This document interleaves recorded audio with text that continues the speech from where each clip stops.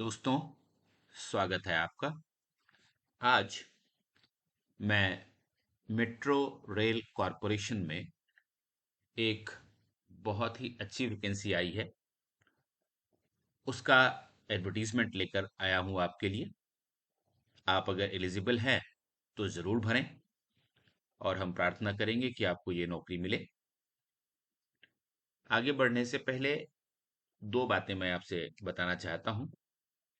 एक बात तो ये कि इस वीडियो को शेयर ज़रूर कर दें, क्योंकि शायद इससे किसी को फायदा हो जाए। और यदि आपके मन में कोई सवाल है इस वीडियो को लेकर के या इस एडवर्टीजमेंट से संबंधित, तो कमेंट बॉक्स में जरूर लिख दें। हम आपके सवालों का जवाब जरूर देंगे। देखिए, मेट्रो रेल में असिस्टेंट मैनेजर का पोस्ट है, अलग अलग डिपार्टमेंट में, इंजीनियरिंग डिपार्टमेंट में, फाइनेंस डिपार्टमेंट में, आईटी में, उसके बाद आर्किटेक्चर में, ऑपरेशंस में, हर जगह असिस्टेंट मैनेजर के पोस्ट की वैकेंसी है, जिसके बारे में हम लोग डिटेल से बात करेंगे।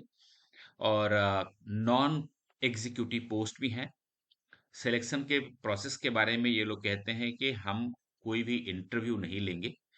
रिटन टेस्ट होगा, डॉक्यूमेंट वेरिफिकेशन होगा और फिर मेडिकल एग्जामिनेशन होगा, और इसके आधार पर सिलेक्शन होगा, चाहे पोस्ट कोई सा भी हो। आप ये देख सकते हैं। जैसे असिस्टेंट मैनेजर के पोस्ट की बात अगर करें तो ये कहते हैं कि भाई रिटन टेस्ट होगा, डॉक्यूमेंट वेरिफिकेशन होगा और मेडिकल एग्जामिनेशन होगा एग्जीक्यूटिव कैटेगरी में। और अगर जूनियर इंजीनियर्स की बात करें तब भी वही बात है। स्टेशन कंट्रोलर और ट्रेन ऑपरेटर की बात करें तब भी वही बात है कि हम रिटन टेस्ट लेंगे, फिर साइको एप्टीट्यूड टेस्ट होगा और उसके बाद आपका डॉक्यूमेंट वेरिफिकेशन और मेडिकल एग्जामिनेशन होगा, और फिर आपको ये नौकरी मिल सकती है। तो इंटरव्यू नहीं है, ये एक खास बात है इस पूरे प्रोसेस की। अब हम बात कर लेते हैं रिटन टेस्ट की। तो देखिए, रिटन टेस्ट के बारे में इन्होंने कहा है कि 140 140 क्वेश्चंस होंगे, और ये कैटेगरी हम आपको बता रहे हैं, E1 से लेकर के E9 तक और NE1 से लेकर के NE6 तक 140 क्वेश्चन होंगे, और NE7 से NE8 तक के लिए 100 क्वेश्चन होंगे। 2 घंटे का पेपर होगा। नेगेटिव मार्किंग 1/3 होगा, और ये total online computer based test होगा। इसके बाद जो इम्पोर्टेंट बात बताई गई है इस वैकेंसी में, वो है ट्रेनिंग के बारे में और प्रोबेशन के बारे में। तो आपका प्रोबेशन पीरियड 2 साल का होगा और उसके बाद आपको परमानेंट कर दिया जाएगा। पे ये बताते हैं कि इस, चूंकि मेट्रो रेल आईडीए देती है, इंडस्ट्रियल डीए जिसको हम लोग कहते हैं, तो उसके आधार पर आपकी सैलरी बनेगी।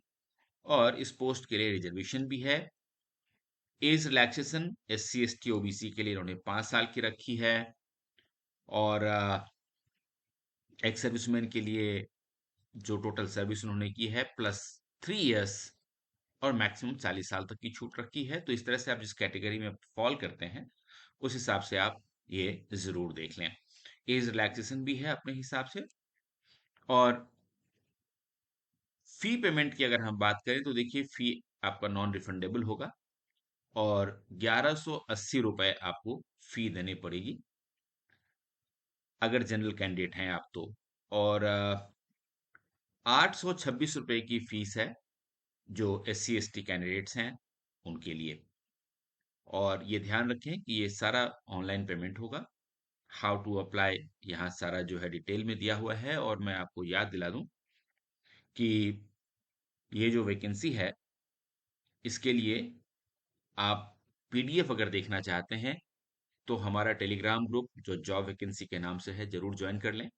और ये जो टेलीग्राम ग्रुप है इसका जो लिंक है ये आपको डिस्क्रिप्शन बॉक्स में सबसे ऊपर मिल जाएगा। उसके ऊपर क्लिक करें और इस ग्रुप का मेंबर बन जाएं। वहां आपको PDF भी मिलेगा और आप आराम से वहां से अप्लाई भी कर पाएंगे। मैं पोस्टों का डिटेल आपको दे देता हूँ। ये देखिए, ये सारे पोस्ट हैं, मैं आपको बता देता हूँ। नॉन एग्जीक्यूटिव कैटेगरी में भी और कैटेगरी जो एग्जीक्यूटिव कैटेगरी है वो भी है। ये देखिए, यहाँ असिस्टेंट मैनेजर इलेक्ट्रिकल की पोस्ट है। और इसके लिए जो है, ये आप देखिए 50,000 से 1,60,000 तक का सैलरी है। टोटल 11 पोस्ट हैं।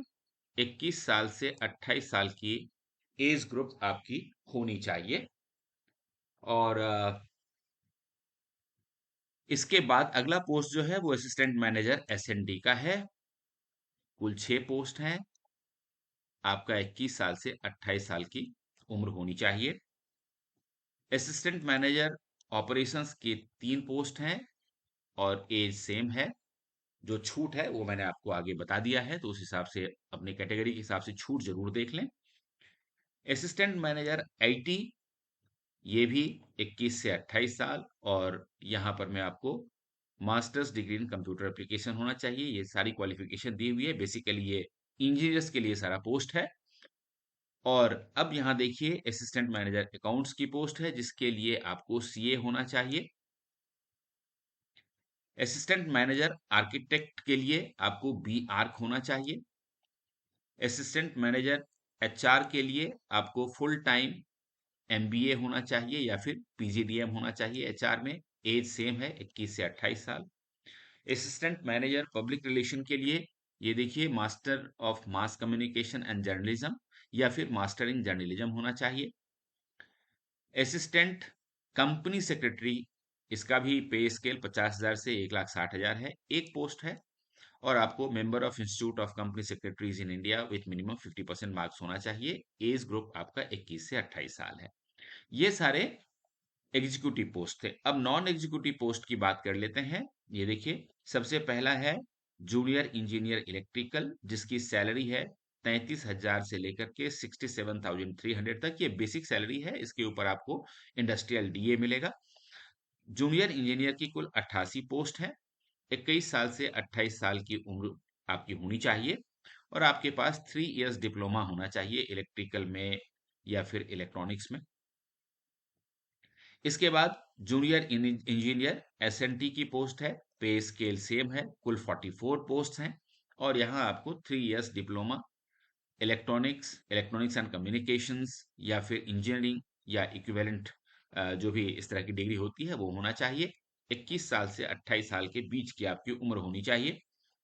इसके बाद एक जो बहुत ही मशहूर पोस्ट होता है दिल्ली मेट्रो का, वो स्टेशन कंट्रोलर और ट्रेन ऑपरेटर का होता है, जिसका सैलरी 33,000 से 67,300 के बीच होती है। कुल 155 पोस्ट हैं। और इसके लिए 3 इयर्स इंजीनियरिंग डिप्लोमा होना चाहिए इलेक्ट्रिकल में, इलेक्ट्रॉनिक्स में, इलेक्ट्रॉनिक्स एंड टेलीकम्युनिकेशन में, या फिर इक्विवेलेंट डिग्री आपकी होनी चाहिए। अकाउंट असिस्टेंट की भी पोस्ट है। और इसके लिए कुल 8 पोस्ट है। 25,000 से 51,000 की सैलरी है। बीकॉम होना चाहिए आपको इसके लिए, 3 इयर्स डिग्री कोर्स जिसको हम लोग बोलते हैं। और फिर ऑफिस असिस्टेंट की 4 पोस्ट है। और इस 4 पोस्ट में आपको 3 या 4 इयर्स ग्रेजुएशन की डिग्री आपके पास में होनी चाहिए। 60% मार्क्स आपके होने चाहिए। एज ग्रुप 21 टू 28 इयर्स का है। इसके बाद पब्लिक रिलेशन असिस्टेंट का पोस्ट है, जिसके लिए 25,000 से 51,000 के बीच की सैलरी आपकी होगी। 4 पोस्ट हैं कुल। और इसके लिए भी bachelors degree in mass communication या जर्नलिज्म में होना चाहिए। इसके बाद मेंटेनर या इलेक्ट्रिकल डिपार्टमेंट में यहाँ 78 पोस्ट हैं। और इसके लिए आपके पास आईटीआई की डिग्री होनी चाहिए। मेंटेनर एसएनटी में 26 पोस्ट हैं। और इसके लिए आपके पास आईटीआई की डिग्री होनी चाहिए। ये थी पोस्टों की। अब मैं आपको दिखा देता हूं कि ये जो वैकेंसी है, ये देखिए Uttar Pradesh metro rail corporation limited की तरफ से आई है, जो कि इसका एक्चुअल वेबसाइट है। और यहाँ जब आप जाते हैं तो ये देखिए है, यहाँ पर बैंड चल रहा है, वेलकम टू यूपीएमआरसी रिक्रूटमेंट 2024। तो जैसे ही आप इसको क्लिक करेंगे तो फिर आपको ये चीजें यहाँ से दिखनी शुरू हो जाएंगी। ये देखिए यहाँ एडवर्टीजमेंट लिखा हुआ है। और एडवर्टीजमेंट के ठीक नीचे यहाँ पर में आप ये पीडीएफ जब खोल लेंगे तो आपको ये वाला जो एडवर्टीजमेंट मैंने आपको दिखाया है वो आपको दिख जाता है। तो ये है इसका असली एडवर्टीजमेंट। और मैं आपको ये ध्यान दिलाता चलूं कि अंतिम जो तिथि है इसकी वो 19/4/2024 है। तो 19 अप्रैल 2024 तक ये फॉर्म भरे जाएंगे। और एडमिट कार्ड जो है वो 30/4/2024 को आपको दिया जाएगा। और रिटन टेस्ट जो है टेंटेटिव है 11 मई, 12 मई या 14 मई। तो समय काफी कम है, आपके पास करने के लिए बहुत काम है। आप मेहनत के साथ में तैयारी शुरू करें और इस फॉर्म को जरूर भरें। All the best.